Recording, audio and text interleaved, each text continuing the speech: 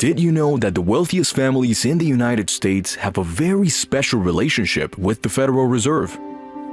On a cold night in November 1910, a private railway car sat with its blinds drawn at a station in New Jersey.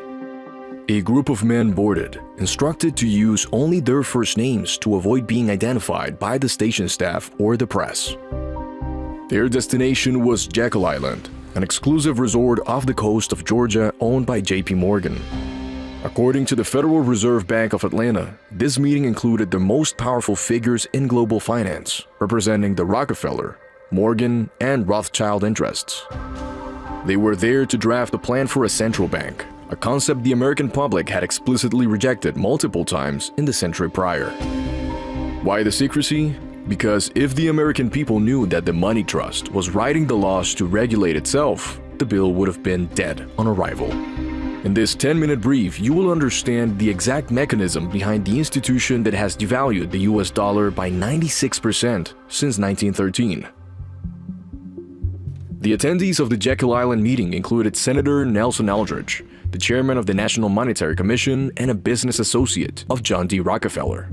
Alongside him were high-ranking bankers like Frank Vanderlip, Citibank's president, Henry Davison from J.P. Morgan, German-born American resident Paul Warburg as a key intellectual behind the project, and Benjamin Strong. At the time, the United States was reeling from the panic of 1907. Public sentiment was fiercely anti-banker, with many believing that the money trust was artificially creating panics to consolidate power.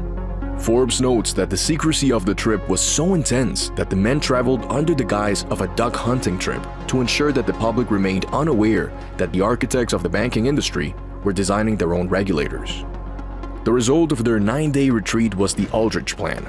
It proposed a central bank that would be controlled entirely by private bankers, yet have the authority to issue the national currency. However, because Senator Aldrich's name was so closely tied to the wealthy elite, the plan failed to gain political traction. The bankers faced a dilemma. The public wanted banking reform, but they didn't want it from Wall Street. The solution was a masterstroke of political branding. Following the election of Woodrow Wilson, the Aldrich Plan was slightly modified and renamed the Federal Reserve Act. While the original plan was criticized as a banker's bill, the new version was framed as a public institution that would provide a stable, elastic currency and protect the economy from the very bankers who designed it. According to the U.S. National Archives, the act passed in late December 1913, when many members of Congress had already left for Christmas break. The structure of the newly born Fed was unique, a decentralized system of 12 regional banks, but with a central board of governors in Washington. On paper, it looked like a government agency. In practice, the regional banks remained private corporations owned by their member commercial banks. But if you're enjoying this video so far on the Federal Reserve, then drop a like, subscribe to our channel, and turn on the notification bell so you never miss further 10-minute briefs. In his analysis, The Creature from Jekyll Island, G. Edward Griffin argues that the Federal Reserve is effectively a private banking cartel sanctioned by the government. The core of the system is the mechanism of monetizing debt. It sounds complicated, but it's actually a simple shell game. Imagine the US government wants to spend $1 billion it doesn't have. To get it, the government writes a treasury bond. In a normal world, you'd have to find someone with $1 billion in their pocket to buy that bond. But when the government wants to spend more money than it collects in taxes, which is more than normal, it needs to borrow the difference. It does this by printing a bond, a certificate that says, if you lend me $1,000 today, I promise to pay you back in 10 years plus interest. Normally, the person has to find a real person or a real bank with $1,000 in their pocket to buy that bond. But this is where the Fed comes in. The Federal Reserve buys that $1 billion bond from the government. However, the Fed doesn't use money it saved up. It simply creates the money out of thin air by typing numbers into a computer. It writes a digital check on an account that has zero balance. The moment that check is accepted, new money is born and enters the economy. Now think of the economy like a giant pizza. If you suddenly double the number of slices without making the pizza any bigger, each slice has to get smaller.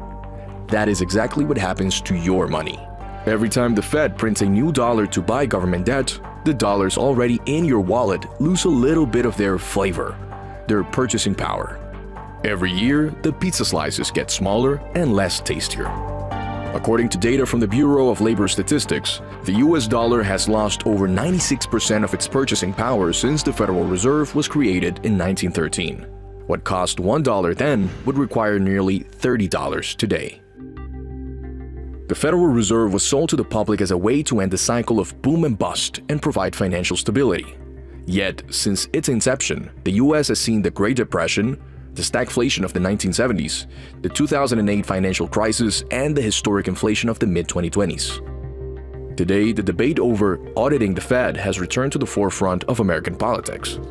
Proponents of the audit, often from the center-right of the political spectrum, argue that a private institution with the power to manipulate interest rates and print money should be subject to total transparency. The Fed, meanwhile, maintains that its independence from political influence is essential for a healthy economy. As we look back at the secret meeting on Jekyll Island, the question remains: was the Fed created to protect the American people, or to protect the banks from the American people? The history of the Federal Reserve is a story of how a small group of individuals changed the trajectory of the global economy from a private island in the United States. But what do you think? Has the Federal Reserve achieved its goal of economic stability, or has it simply institutionalized the devaluation of your savings? Give us your opinion in the comment section. And while you're at it, subscribe to our channel, like this video, and hit the notification bell so you know as soon as we drop a new video. And if you want to stay ahead of our releases and get exclusive content, click the link in the description or scan the QR code on the screen right now.